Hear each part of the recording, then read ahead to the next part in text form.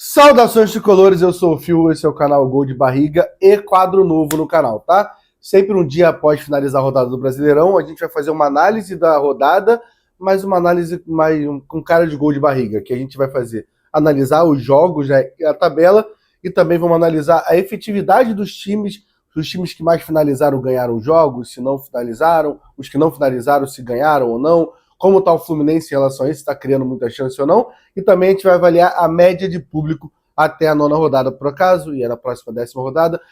Talvez meio confuso? Talvez, mas você vai entender, espero que vocês gostem. Comentem aqui se vão gostar desse tipo de quadro, que aí toda pós-rodada a gente faz isso, tá bom? Então vamos rodar a vinheta e começar essa brincadeira.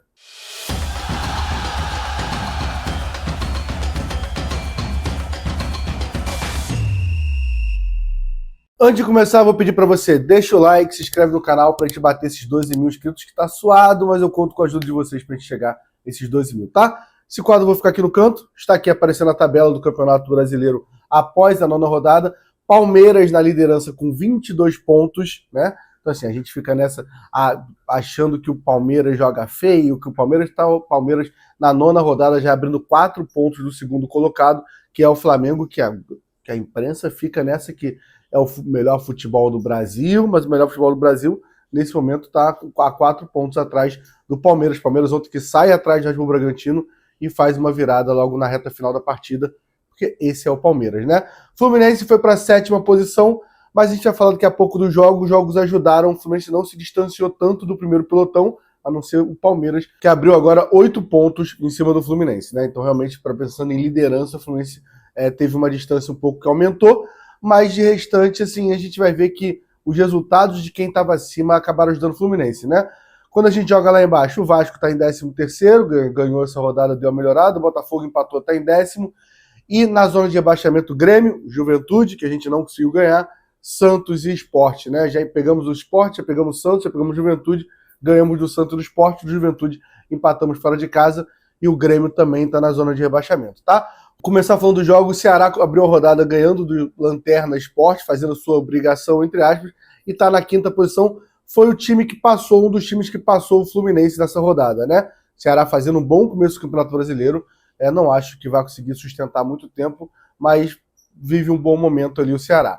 O Vasco, estreia do Fernando Diniz em São Januário, faz um 3-0 no Fortaleza, confesso que acho surpreendente, mas isso para mim tem um fator clássico ali que vai fazer muita diferença, né? A torcida do Vasco está muito apaixonada pelo Diniz, mesmo com a primeira derrota, foi uma derrota que eles acharam que jogou melhor, e agora com um 3-0. Então, assim, faz seu check-in para o jogo, que vai ter muito vascaíno no Maracanã no domingo. Sei que tem jogo no meio de semana ainda que pode fazer diferença, a gente pode passar, eles podem ser eliminados pelo Operário, a situação deles é um pouco mais complicada, porque eles empataram o primeiro jogo, então isso pode mudar muita coisa ali para o Clássico. Mas vai ter toda uma narrativa Fernando Diniz versus Renato Gaúcho, vai ser aquele clima maravilhoso, tá? O ponto positivo é que o Felipe Coutinho foi expulso no jogo e não joga contra a gente. Não sei se é tão positivo, mas assim, pensando no time do Vasco, pensando que ele jogou bem com o Diniz nesse último jogo, foi uma expulsão boba do Coutinho que acaba ajudando o Fluminense.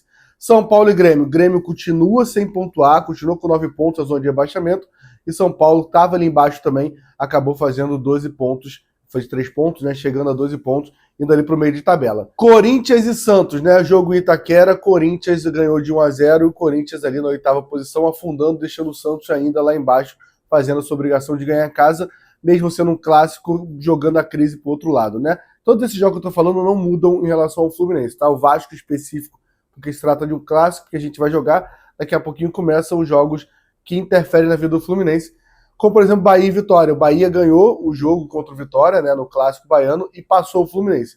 Então, Bahia e Ceará foram os times que passaram o Fluminense nessa rodada. Bahia agora está com 15 pontos, um ponto a mais que o Fluminense. E esse time do Bahia, para mim, vai brigar ali pela Libertadores, vai ficar ali em cima. Diferente do Ceará, eu acho que o Bahia se sustenta, acho que tem um bom time, acho que o Rogério Ceni faz um bom trabalho lá no Bahia. Juventude e Fluminense, a gente já falou muito sobre esse jogo, não vou falar mais, né? Mas tem o link aqui, vou deixar fixado aqui o link do pós-jogo que a gente soltou ontem à noite ali, dando a minha opinião sobre a partida contra o Juventude. Era para o Fluminense ganhar, o Fluminense ganhou, não ganhou, e com isso fez com que Bahia e Ceará passassem ele. Agora vai começar o lado bom dessa rodada, né? Flamengo e Botafogo, né? O Flamengo estava na nossa frente, e o Botafogo estava encostado. Se o Botafogo ganha, ele vai para 14 pontos, ele ficaria a mesma pontuação que o Fluminense. Porém, os dois empataram. Isso é bom que segura o Botafogo. Nesse momento o Botafogo está, por exemplo, 10, muita gente especulava o Botafogo, até porque é o atual campeão brasileiro. Como o cara que ia brigar também pelo Brasileirão, já está 10 pontos do Palmeiras na 9ª rodada e continua 2 pontos atrás da gente. E o Flamengo não distanciou. A gente mantém os 4 pontos, já que foi um empate em 0x0 entre Flamengo e Botafogo. O jogo era no Maracanã, estádio lotado com a torcida do Flamengo, e mesmo assim o Flamengo não conseguiu fazer um bom futebol. O jogo foi bem fraco, foi bem abaixo, na verdade, também, Flamengo e Botafogo. Aí o resultado que estava caminhando para ser um bom resultado pra gente, mas no final o Palmeiras do Abel fez o gol, né? O Red Bull sai na frente, o Palmeiras empata e a reta final da partida o Palmeiras vira. O ideal era o Palmeiras ter empatado com o Red Bull, porque os dois estão na frente, mas não acho que o Bragantino vai sustentar em cima, acho que ele vai cair em algum momento. Então, se fosse para escolher, escolheria até a vitória do Bragantino. Mas, enfim, tiramos 1 ponto do Bragantino. Estamos agora a 3 pontos do Bragantino. Mas o Palmeiras distanciou, foi para 8 pontos, como eu falei aqui na abertura do vídeo, tá? Outro resultado bom para a gente, Cruzeiro e Atlético Mineiro. Cruzeiro também estava na nossa frente, a gente manteve a distância com esse empate, uma distância de 3 pontos para a gente. E o Atlético Mineiro segurou, porque se ele ganhasse, seria um dos times que ia passar o Fluminense, porque ele ia 15 pontos. Então foi um bom resultado para o Fluminense. E para fechar, Inter e Mirassol. Inter com 10 pontos no campeonato, tá? Situação complicada. Eu acho que era outro time que toda a imprensa falava que o Inter vem para brigar pelo título. O Inter vai brigar e mais um ano sem título do Inter, né? O último foi em 79 e já acho que vai se complicando. Nesse momento, 12 pontos atrás do Palmeiras. Não acho que vai brigar mais, apesar do o Roger ter feito um bom trabalho no final do ano passado, um bom estadual, mas não está conseguindo performar muito bem no Brasileirão, empatando com o Mirassol. E o Mirassol ao contrário, cara, todo mundo cravando que o Mirassol era um certo dos 4 que ia cair, e tá o Mirassol com 11 pontos, pontuando a cada rodada, empata aqui, aí consegue uma vitória e vai empatando em alguns jogos. Então assim, Mirassol tá nesse momento com 11 pontos, não acho que o Mirassol não vai brigar pelo Z4, mas esse começo fazendo 11 pontos em 9 rodadas, ajuda muito. A gente sabe ano passado como foi ruim a gente não pontuar no começo nessa briga pelo Z4. Então faz muita diferença quando nesse momento ele já tem 9 pontos do Sport, quando ele tem 6 pontos do Santos, 3 pontos em cima do Juventude e 2 pontos em cima do Grêmio.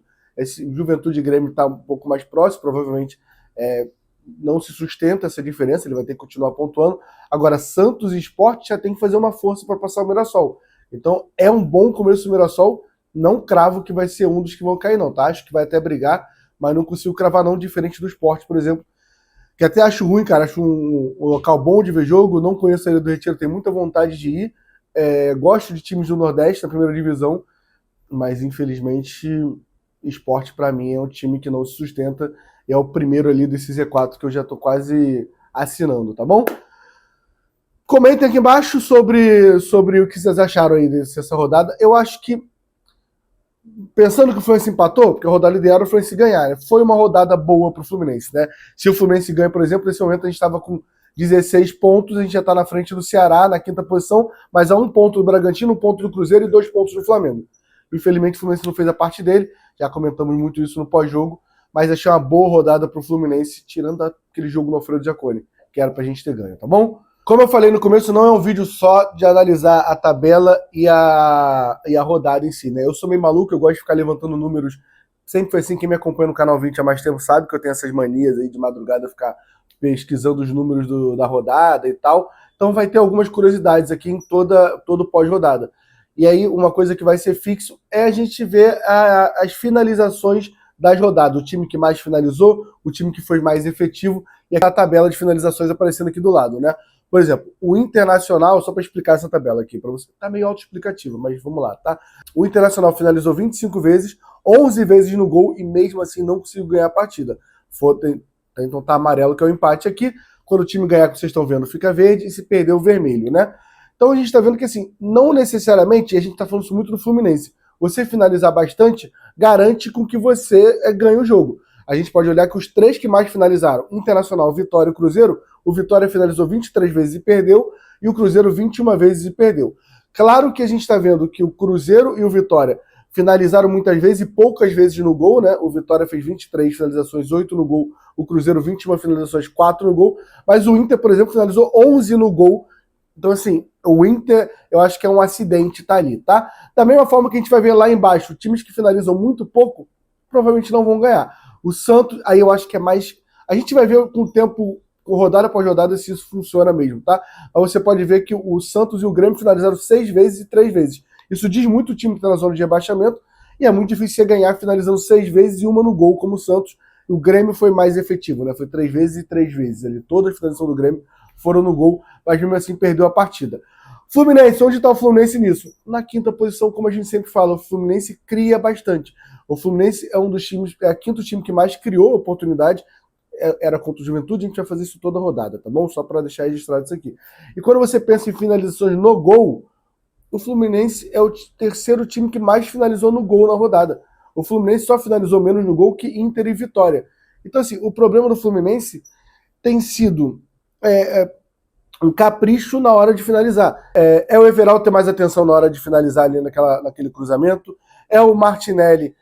Detalhe, para mim ali o zagueiro vai muito bem. Nem é zagueiro, na verdade, esqueci o nome do jogador. Um jogador que parecia o próprio Martinelli. Tira a bola e depois o goleiro.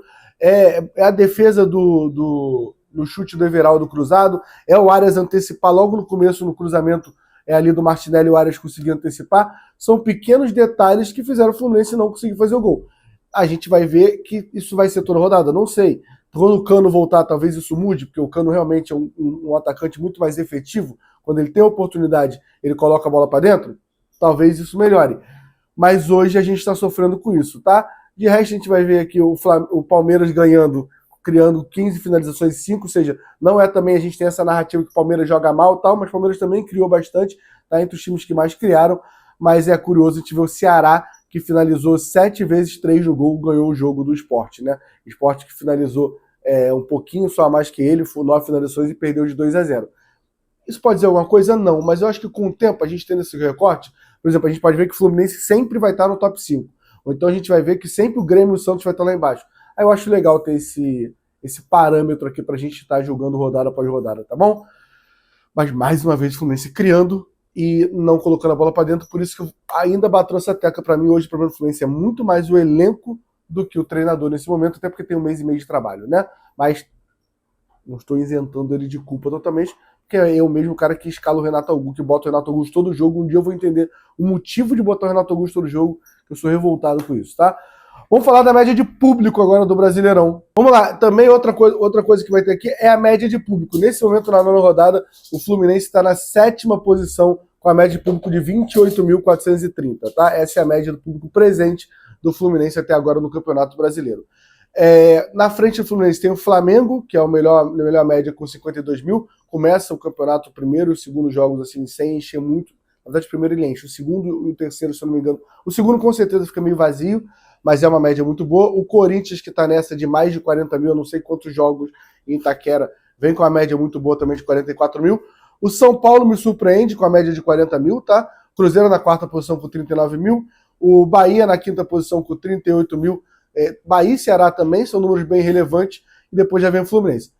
Vou passar todo mundo aqui, né? Só para realçar nossos rivais, né? Vasco na 11ª posição com uma média de 23 mil pessoas e por jogo. E o Botafogo, o atual campeão brasileiro, o atual campeão da Libertadores, só na frente de Mirassol, Bragantino e Juventude, com uma média de 10.400 pessoas. É constrangedor, não é constrangedor? Não tem explicação. No melhor momento da vida deles, 17ª posição em média. Os caras são alérgicos à arquibancada, oficialmente, tá? Enfim, esse foi o primeiro vídeo de análise de rodada. Quando acabar a 10ª rodada, assim que acabar o jogo do Vasco, a gente vai gravar no dia seguinte, vai estar aqui também. Se vocês quiserem outros números, pô, Fio, faz também, sei lá, o número de defesas, faz aí o número de cartões, não sei. Ideias, deixa aqui no comentário que a gente vai aprimorando esse vídeo para vocês, tá bom? Like, se inscreve no canal. Pô, dá essa moral aqui, deixa o like se você gostou realmente e comenta aqui embaixo, tá bom? Tamo junto, até a próxima, valeu.